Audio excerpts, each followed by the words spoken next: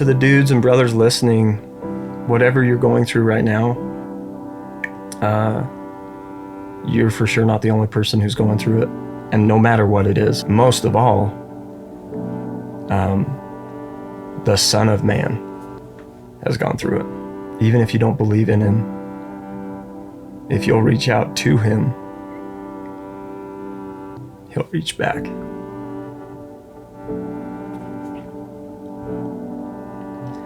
So you're never going to be alone. I had to screw things up pretty bad to finally learn that and see that.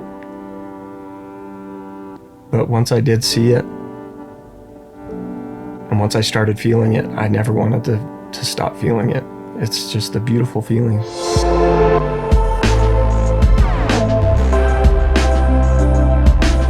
Guy Richey Gibbons, you've got a cool name. Thanks, dude. And dude, you're here today because you're in the scene, you're in the music scene, and you are doing something that's difficult and pretty admirable. You are a father of 5 children, and you are making and producing music, and not many people can say they're doing that. It is a very, very sexy job.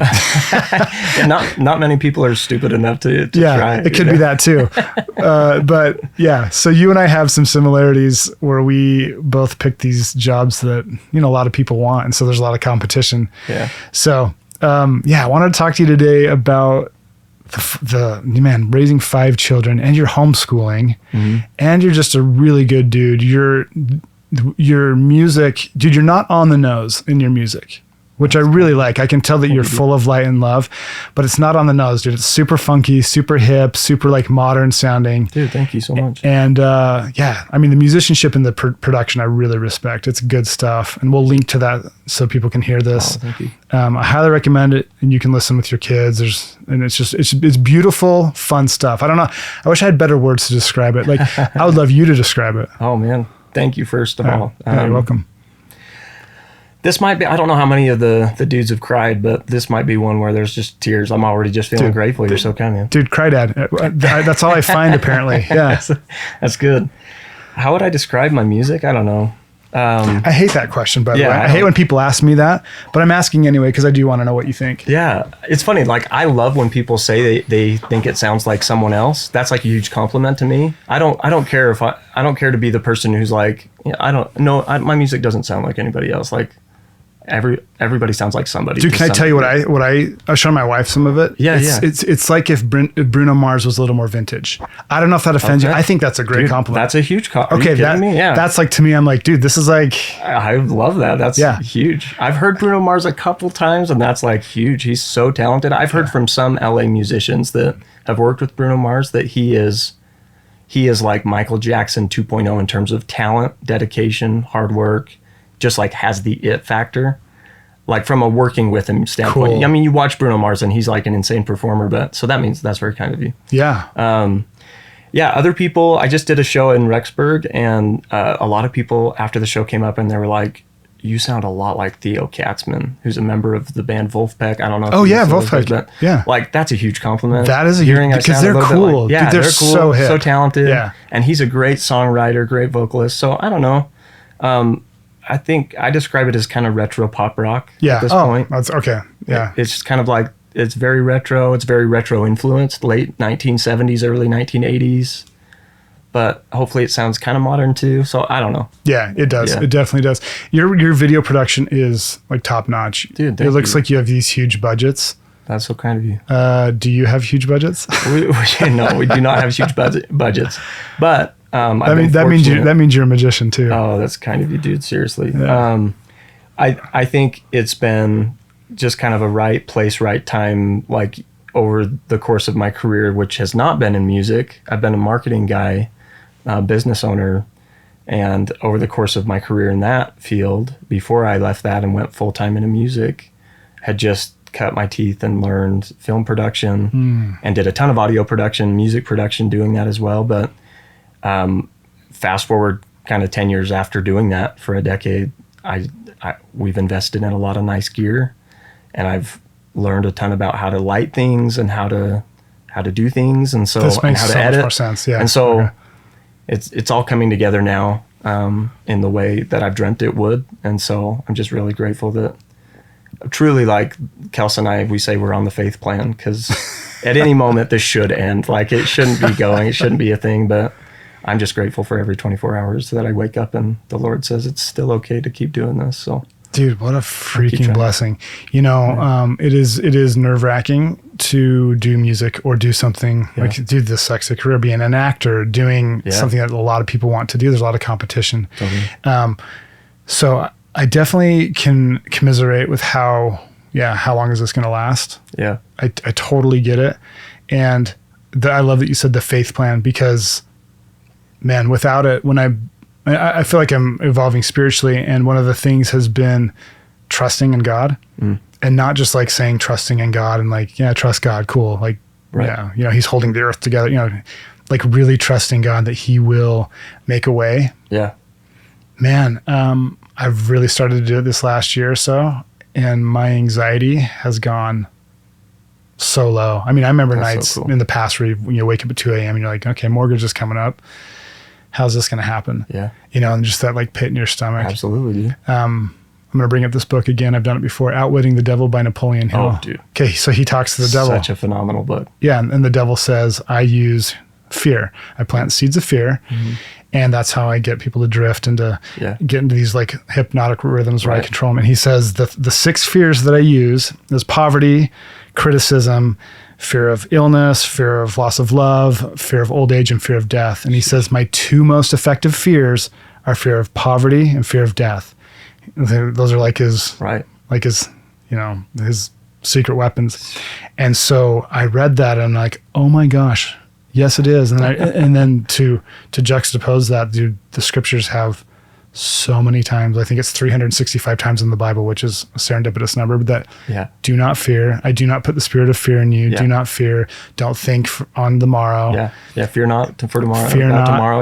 And it's like, how am I 40 years old and just realizing this? I picked the most stressful career, not the most, but a very stressful career, and then not realize this.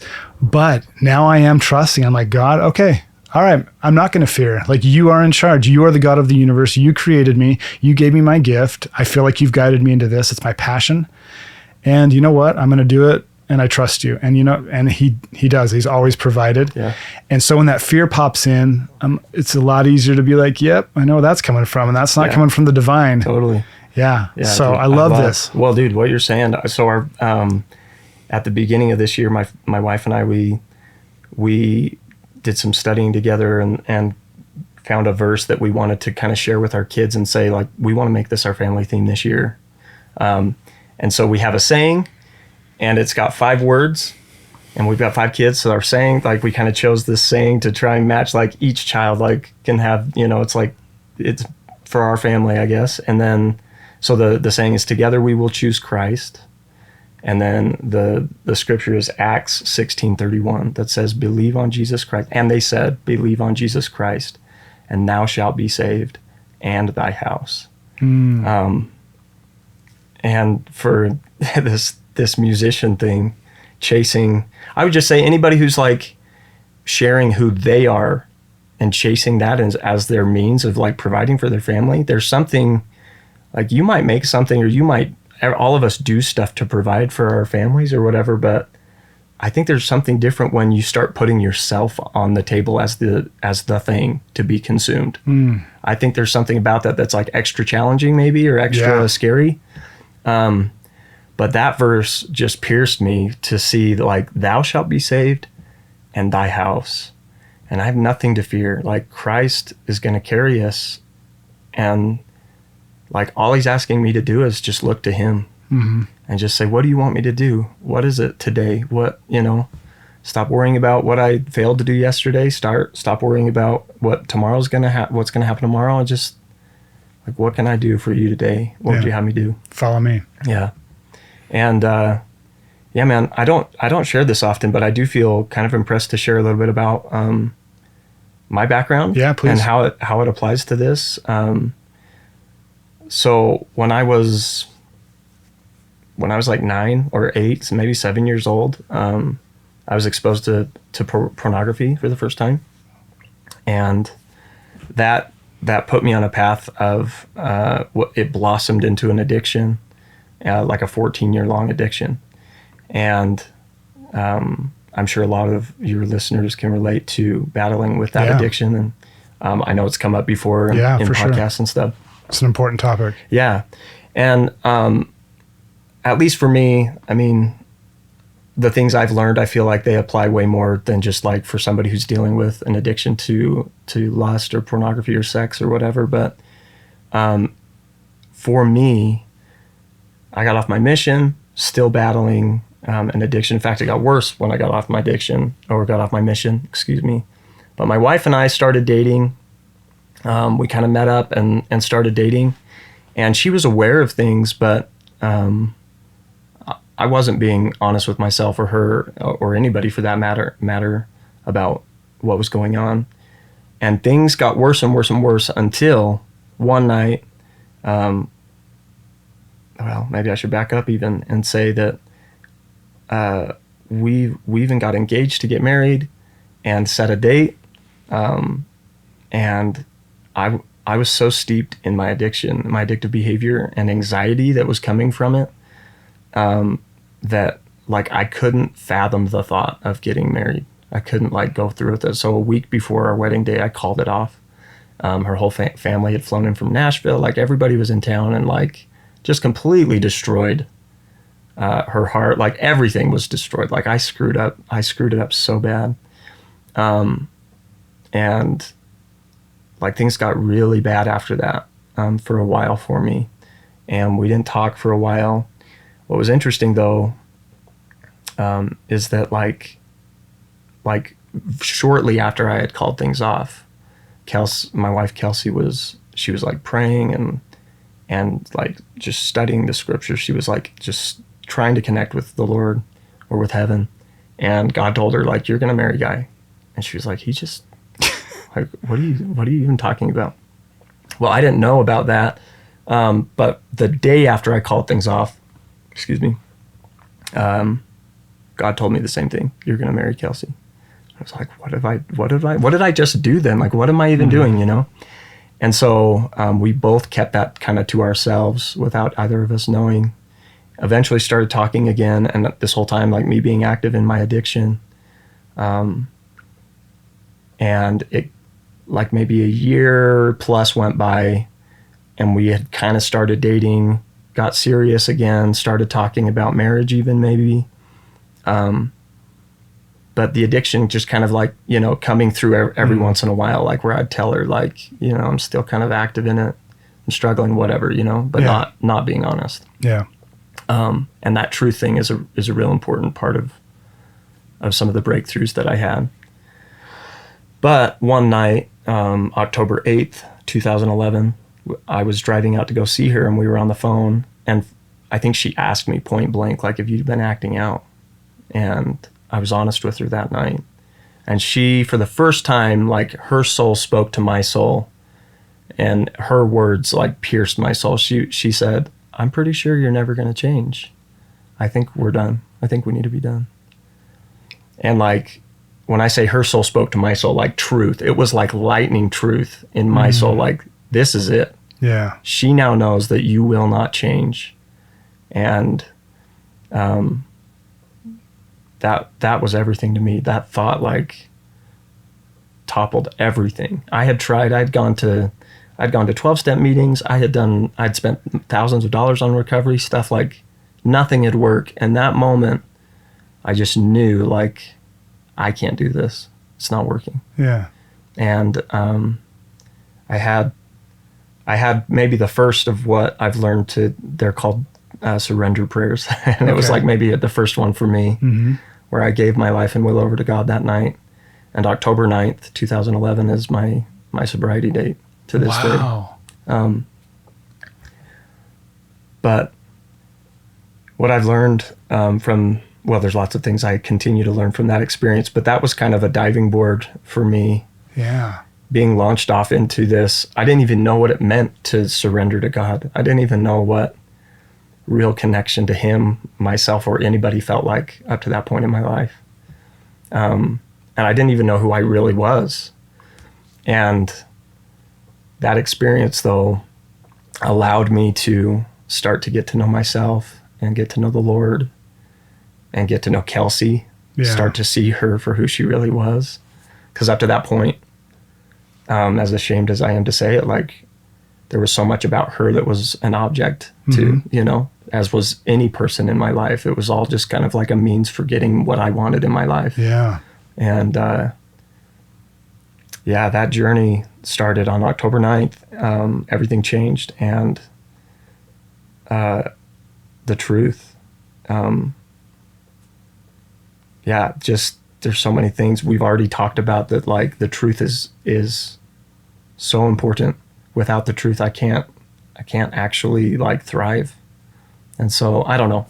Dude, I don't know what put me on why I felt like I needed to start talking about that. But I'm very glad you did, because it's a big problem with many people. Yeah, and I mean, it's so rampant.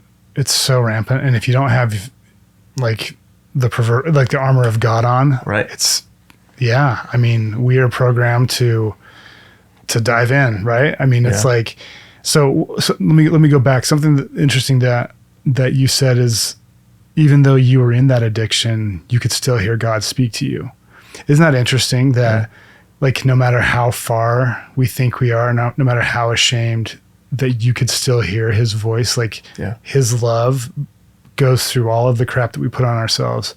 I think that's really beautiful. And that mercy and grace is, like, we don't even understand how expansive that is, that he's not going to give up. Like, to anyone out there listening, I don't think it can get so dark where you can't be redeemed. Absolutely. I think I've heard people say that, and this is weird, but if you've been in, like, these types of dark places or felt this kind of powerlessness, like, it makes sense for some reason, but, like, God was with me in my darkest moments. Like, he was with me then more than the moments where I was, like, trying to come close to him. Like, he's, and I don't know if that's true or not, but, like, it feels, I totally feel that, like, God was with me even in my moments where I had turned my back on him the most. Yeah. Like, when I had rebelled the most, like, actually trying to distance myself from him, he was with me then more than ever. And continues to just, I think he's literally just waiting for us to say, God, like, just to call him by name, Lord. And he's like, I'm right here. What do you need? Yeah. And the more willing we are to actually, like, turn our lives and will over to him, the more power, like, we have access to. His love is there always, but, like, that power, we can have access to it the more we're willing to just seek his will, I think. Yeah. And that's not easy to do. No, it's not. And it's not, and we're not going to execute it perfectly. In fact, that's why we're here, is because we're not going to do it perfectly. But the act of surrendering, even for the moment in desperation, or the act of daily surrender, which is kind of like, lose your life for my sake, take your cross, let your old self die. Totally. Yeah. Well, that's okay. So when you were talking about Kirby and, like, the spiritual sweat thing, this is what made me think about all this. And maybe I was just like, I got to give some context maybe, but, when I got into recovery, I've had a couple of different sponsors, and both of them were just, like, wizard sages that had ruined their lives. And then once they turned their lives and will over to the care of God, like, they finally, like, got their lives back, and they were just so wise. But one of them, he told me about these things he called dailies. And he's like, every day that I've done my dailies, I've never relapsed. And I was like, I would like to sign up for that. What are these dailies? What are dailies, And he had 7 things that he started his day with. They weren't things that for himself, he couldn't do them throughout the day. It was either you sign up to start your day this way. And if you do, for him, he had never relapsed a day. And that holds true for me as well. Every day that I've done these dailies, I've not relapsed. And by the grace of God, I've just been grateful to not go back to those behaviors. But these dailies have made all the difference. And they were, like, silly things, like, not silly. Some of them were things that you'd hear and you'd be like, well, like, okay, start your day with that. Great. That's like called just being an adult, like, brush your teeth. Good job. But there's something to putting yourself on the right track from the moment you wake up that just determines, it's just science, I think, trajectory. It's like point the rocket where you want it to go. Yeah. And do that before it launches. That's all. It's like point it before you hit launch. Super complicated. Yeah. And that's all he was teaching me. But it was like groundbreaking for me. But my dailies, study scripture, have a kneeling prayer where I speak out loud to God, brush my teeth, connect emotionally with my wife. I might get emotional. These are everything for me, dude. Study something healthy, like study like recovery material, or like listen to a podcast that's uplifting or something. Reach out to somebody who knows what I'm going through and that has a similar experience. So like in terms of like recovery, it'd be like reach out to somebody in the program or like your 12-step meetings or something, right? But it could be anybody. It could be a family member who knows what you're going through or knows that like if you're suffering with depression, like reach out to somebody who's also gone through that and is a listening ear, maybe. I don't know. How many have I said? I think it's 7. Was that 7? I think so. I hope so. Anyway, I think yeah. Oh, no, there was the 7th one is a self-written affirmation that starts with I am. Okay. And so for me, I write these affirmations. I haven't been perfectly consistent, but I have journals that are just like years of these little paragraphs of things that say I am, and then like what do I want to believe about myself that day? Like I am a good father. It's like those affirmations are written on days where I feel like I'm a terrible father, but I write them on those days because it's what I want to believe about myself, right? And so I am trustworthy, I am honest, I am loved by God, I am whatever it is, but like those affirmations make a big deal, make a big difference for me. They are a big deal. Dude, that is, dude, just thank you for all this. This is beautiful. And this information is just so helpful. It's so nice to have a checklist sometimes. Yeah.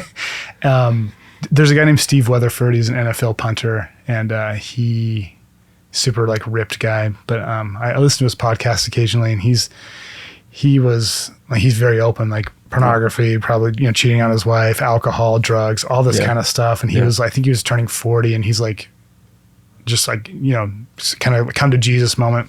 Cool. And it's not like his life dramatically changed, like, no relapses. I'm not sure of all the steps, but the affirmation that he said, and I've kind of like, that I love is he wrote on his mirror, and even when he didn't feel it, he still like did it, which is what you were saying. Right, totally. And he says something like, I'm accountable. I'm a man of like accountability, integrity, and honesty, something like that. And he says, I am a son and warrior of the One Most High. Wow. And he's like, even when I didn't feel it, he's like, I kept it on the mirror. I read it, and and now he's like, this guy's on fire. That's so cool. He has power behind him, and like you can see that Christ has like transformed him. That's so cool. So I love that, dude. That affirmation, I have a couple of affirmations that I recite in my head. I should write them out. I really like that. And I do journaling, but I've never thought about writing like I am. So I'm going to start doing that. I think that's a really powerful idea. Yeah. See what it does for you. I've even taken those affirmations at points in my recovery and gone to a mirror, not just had it on a mirror, but looked at myself in the mirror and recited it to myself as if I'm talking to somebody else. Because I think for us dudes, like belief is huge. Like what we believe about ourselves. I don't know. Like I have so many friends that like their wives, they like one sharp word or one discouraging word about them can like crumble them. Like we really care so much about like, am I fulfilling the role? Am I meeting the expectation I have of myself? And so I really needed that to like go look myself in the mirror as if I was my own like personal coach and say like, I am good. Yeah. I am worthy of love. I am worthy of trust. I am trustworthy. So many things that weren't true at the time. And like I'm respectful to women. I'm respectful to my wife, like whatever it is, but like telling it to myself might feel, it was like uncomfortable the first like 3 times, but it felt so good afterward that it was like, I don't care if anybody watches me do this. Like, this is what's going to help me, so I'm going to do it. Dude, that's cool. I just had a thought while you were saying that, like, even if I wasn't, I was saying it. To God, time is not linear to him. He sees the past, present, and future. Yeah. So these things that you're saying is like through him, you are like you will totally be. You know what I'm saying? Like it's kind of a beautiful thought. It's like because of him, I am these things. He already knows. He already knows what he can do for you. I love that. Thank you. That's cool. Yeah. So even if you're not feeling it, doesn't mean it's not true in some dimension. You know? Yeah. It will be true someday. Exactly. Because of him. Oh man, you talked about something about, our wives. I'm learning this about myself. I feel like I'm pretty confident where opinions of others, it doesn't really bother me that much. Yeah. But do you know what is so true is my wife's opinion weighs heavily both ways. Yeah. Like when she says she's proud of me, I feel like I could go freaking like hunt and like get it done. Like it's crazy. Animal, like beast mode. Yeah, I get beast mode. Like, I know you can take care of this family. I'm proud of you. These words just infuse me with like God confidence. Yeah, dude. Like I can go solve world hunger when she talks to me that way. Yeah, exactly. And the opposite is true, right? Or the same is true with the opposite message. Yeah. If I get the message like you've let me down to my wife, it's like it's over. I'm just like, I couldn't be worthless. Worthless. It's like I'm not sensitive to other people, but I'm so sensitive to her. So I don't know if women listen to this podcast, but just know your words and your, I think the love language of men, just know that the I am proud of you has a 10x, 20x multiplier after that. That is a powerful message right there. I mean, that'll do it. So if you want your husband to step up and take responsibility, even if maybe you're not proud of him, I know you probably have been proud of him, and just like how God could be proud of him in the future, I mean, maybe try and instill that, because that is it's nice. It's nice that we're sensitive, because we should be sensitive to our wives. And I think it's a good sign too, that if you do feel that way with your wife's words, like I'm sure there's a level to which that becomes codependent or whatever, but I don't think we're talking about that. Yeah. I think we're talking about like, I think that's a good sign if you feel that way about your wife's words is all. So yeah, I mean, it's all about that having a good marriage. I mean, that's, marriages go through ups and downs, but is there anything better than being like solid in your marriage? Yeah, because it's open and honest, and like the positive interactions greatly outweigh the negative. I mean, when the wavelength matches up and you're both in that flow together and not kind of rubbing against each other or whatever. Yeah. And also it's not realistic that that's going to be all the time. Yeah. I'm just saying there's nothing better when that happens. Come. Yes, exactly. Yeah, for sure. Speaking of, dude, you have 5 kids. How is that with your wife? I mean, that's a lot of kids, especially for the career you're in. Like, how do you do it? When you were introducing me and you mentioned it and talking about the homeschooling stuff, like the only thing I was thinking about is just, well, obviously it's only happening because of my wife. Like, I could not, I can't take almost any credit for the good that's going on at our house. I feel like anyway, like Kelsey is just such a warrior. She's such, just an incredible, like just warrior is the only word I can think of. Like, she really is the driving force at our house of like improvement and like, what do we need? What do our kids need? Like, like she does not settle for like, here's how we did it last week and it was okay. Yeah. She's like, we're going to have a better week and this is what I'm thinking, and we come together, but because of her, like our home functions, and it's a lot of fun. And then on top of the homeschool and my studio's in our house like yours, like I don't want to lock my studio door ever when I'm working. I want my kids to feel like they can come in whenever. Well, you're nicer than me. Well, it's hard to do that. It's hard to do that because it just means that I'm going to get interrupted all day long. But there's part of me that doesn't want them to feel like, oh, I can't talk to my dad right now, you know. But there are times where you have to get something done. But Kelsey also runs a piano studio. She teaches piano. Cool. And it's just been a constant like lesson and opportunity to practice making sure we're communicating with each other, not just about schedules, but especially about expectations, needs. And I've even learned, like, there are times where I've said yes to like being with the kids when you're teaching piano, but there are some times where I need to voice the fact that like I'm having an overwhelming week. Can you and I work to get a babysitter so that, because like right now it's not working. It's going to be too much. I'm going to feel too stressed or whatever. And so I need to communicate the fact that even though I committed to something, I need to come and ask for permission to find a different solution for today because I'm just not measuring up today or whatever. You know, my needs are different today. Can we work together to find a solution together? And so it's just a constant like communicate, make sure we're communicating and working together to support one another, you know? Do you ever have the urge to just not talk? Oh yeah, for sure. Yeah. That's like the biggest problem with me is like, I have a hard time riffing if I don't know the answer. So it's like my wife likes to just talk and explore things while we're talking. And I'm like, I don't know. And I don't really want to talk. And so it's like this, it is like a problem. Yeah. I'm just wondering, are you like that where some days you're like, I don't know. I just don't want to say anything. Like, I don't know. I mean, maybe a little bit, but I think, dude, because you saying communicate, and I'm getting better, but that stresses me out to always be like sharing all my thoughts all the time. It seems like so vulnerable, and I know vulnerability is strength. I get it. Like like a textbook, I get that that's true. Right.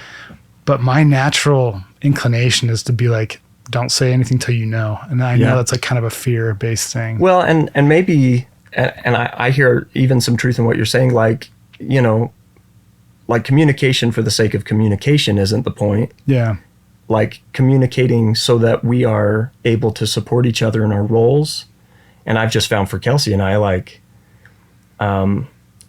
what song? I just released a song that in the when I was tracking the song, the bridge did not have a line that I hadn't written yet. And I'd forgotten until I was in Minneapolis recording the song that there was a missing line still. And so we were tracking the vocals and it was like, I need a 5-minute break because I need to write a line here. And the line that I ended up writing was, tell me what you're thinking. Give me something to believe in. I promise I can take it, but I can't read your brain yet. And so for my wife and I, like, I can't read your brain yet. That's kind of an inside joke for us because like when we don't communicate, we start kind of just sometimes the assumptions that we make and stuff. It's like, well, if we would have just communicated what we were thinking, we could have avoided some of the disappointment we might feel. And so, yeah, like there are times where it's like, I think I need to think before I talk right now. I think that sounds totally healthy and cool to me. But I found like for us to actually manage what we were talking about, the homeschooling, 5 kids, running a piano studio, trying to be a full-time musician, it's like, we got to make sure that we're clear to each other on what our needs are, what our expectations are, as well as, that almost sounds like I'm only focused on the selfish side of like, here's what I need, but also like, I want Kelsey to know, how can I be helpful for you? Like, what do you need today? And is there a way for me to shift things around to be a support to you? Because if we're being honest, I play all day and Kelsey is working all day. It is work what I do, but I get to choose like the fun thing, you know, like I get to like play synthesizers and make drum beats, you know. Does she ever get resentful or is she cool? She's so supportive, dude. Like her dad is in the music industry. Okay. So she gets it. I could not have married a better person who understands like the silliness that is the life of a working musician. So she's so supportive. She gets it. In fact, we make music together. She has a phenomenal singing voice. And so we have a Christian indie rock project that we do together. Oh, interesting. And it's the opportunity for me to kind of stretch my wings a little bit in genres that I don't typically do. You know, like kind of the indie rock stuff and then she sings and I kind of sit in the back and she just is amazing. So that's so cool. So that's kind of fun for us to do. That is really cool. Where does your music end up? Like, what's the goal for this stuff? For my stuff, it's like I just really want it to reach as many people as possible and be a means of providing for our family. And, for Vern, the name of our Christian project is Vern. And how do you spell that? VERN, like the man's name. We thought like a old man's name would be a really good it's great. Christian indie rock group. But that we truly just do it because it's one of the ways we want to just share our love for Christ in a more like on the nose, maybe. Like we want to just say it. We love Jesus. Yeah. And so that's kind of what we do. We go find like 1800s and earlier like songs about Jesus, and then we like do covers of them. That's kind of our thing. Oh, that's so interesting. So I don't do a ton of composing, but we just kind of like bring new life to some of these older things, which is not new. I mean, a lot of people do those in a really cool way, but are these like old Protestant hymns? Like where are you finding them? Yeah, Kelsey will just go research and just go find like there's one song that we found that we want to do called Jesus Christ the Apple Tree. It's just an old cool. Anywhere we can find just anything that is just old and beautiful message and something that kind of sparks our interest. And I typically don't listen to the song. Like if I know it, then I'll have the melody already. But if I don't know it, I'll listen to it to get the melody, and then we'll go arrange it. And so a lot of people will listen to the songs that we've released. We've only released a couple, but they'll listen to them and be like, it's not even like the original. Like, were you listening to the original? Were you trying to make it sound, it's like, we just want to just create. The point isn't to play the song. It's to like reinvent it and put your heart and soul into it. Yeah, I get it. Yeah. That's cool. I mean, would you want to tour as a Christian artist? I would totally do that. That's so funny. That's awesome. I would do anything the Lord said he would be happy with. I don't know. I don't care. So. It's probably why you'll be successful. Hopefully. Oh, yeah. Wow. So your wife sounds like a superwoman. She is. She really is, dude. Okay. Well done. She is, man. Man, you should have her. She could bless all these dudes way more than I could probably that are listening. But do you have friends with like? Do you look at other people with like? I don't know. I mean, do you look around and see? You know how good you have it is my point. Like you obviously are very grateful for how good you have it. Do you have buddies and stuff that don't have it as well? I mean, do you share do you share wisdom? Like how do you help other guys that are like don't have such a bond or such a strength in marriage? Because marriages are very difficult to get it to that point. Right. Well, she's just got it together. I mean, and so as far as like, I mean, if it were just me in the relationship, it would just be a mess. But thanks to her, like she's been probably the greatest conduit to the atonement of Jesus Christ in terms of like a person in my life. She's been the greatest conduit to that. I mean, literally it was a conversation with her that brought me to Jesus, October 8th, 2011. But with my buddies and friends, the thing I find that we share more often is how we can support our wives when they're going through hard times. Because as amazing as my wife is, she's still human. Yeah. And she has gone through some significantly difficult things in her life. From the time she was a child, when she was just a kid, her upbringing in her home had some difficult things with some older siblings that made some choices that ended up going through some hard things as well. And that brought on a lot of trauma for my wife and her upbringing. A lot of feelings of feeling like even neglected by her parents because her parents were focused on trying to be helpful to older siblings who were going through very hard things. And then getting, as she got older and facing, even mental illness, depression, and anxiety, and some real heaviness that way too. But I think, like all of us, I saw a reel recently that said the story for superheroes and villains is the same. Have you seen that? Yeah. Pain is how they choose the to common deal with the thread, and it's what they chose to do with it.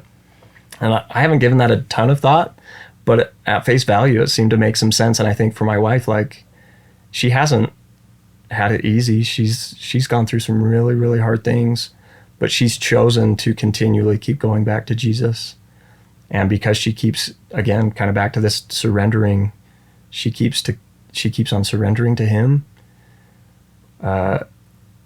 especially in the darkest moments, like that little thread of light keeps coming back and bringing her through it and bringing us through it. And I found our relationship is best when we're both trying to surrender to God. Yeah. So and thanks for that context, because that gives, the best people are the ones who've suffered, right? I mean, the people who just have that, like, I don't know, they just have that like anchor. You can feel it to those people who have suffered and then chose the hero's path to not be bitter about the pain, but like give it, let it be transmuted through Christ. So that makes the context is so good, knowing how amazing she is, that she has gone through it, Yeah.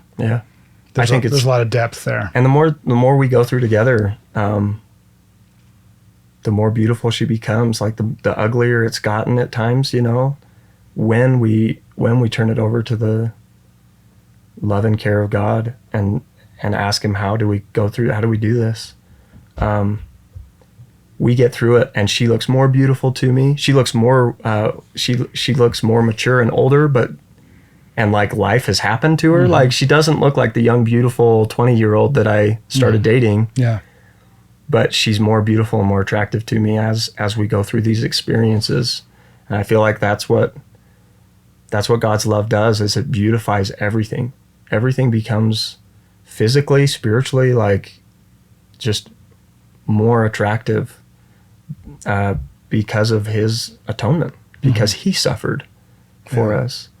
And so, she's more beautiful to me today than ever before, because of her willingness to go to God. That's beautiful. Love it. All right, man. What's your final words? What's the message that you would like to leave with? Yeah, we've talked about so much, dude. And I'm so grateful to come and hang with you.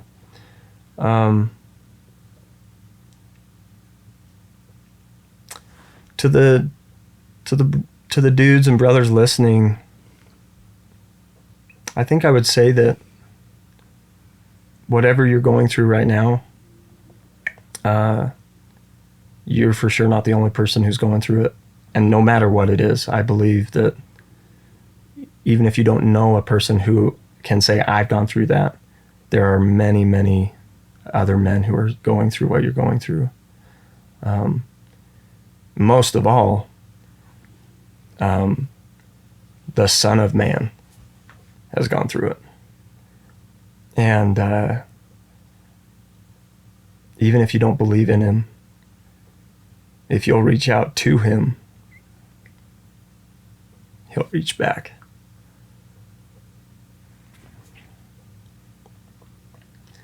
So you're never going to be alone.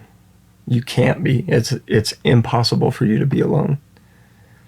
And he wants you to know that. He wants you to know that he's there. I had to screw things up pretty bad to finally learn that and see that. But once I did see it, and once I started feeling it, I never wanted to stop feeling it. It's just a beautiful feeling. And there's been so many days since October 9th, 2011, where I felt so unworthy of the grace he gave me that night. But he keeps giving it. If I keep requesting it, he just keeps giving the grace. So you're not alone, and he will always give you grace. I'm sorry to get emotional, but he's so good. Yeah, he is. Guy, thank you so much. This has been awesome. I know this message will resonate, and so you've done your job, brother. Appreciate it. Thanks, dude. I hope you enjoyed this episode. More importantly, I hope you feel closer to your Creator. If you find yourself wanting to strengthen your relationship with God, I'm a huge fan of the Skylight app. It's full of beautiful, high-quality daily spiritual practices. Finally, never forget, in all things, God works for the good of those who love him.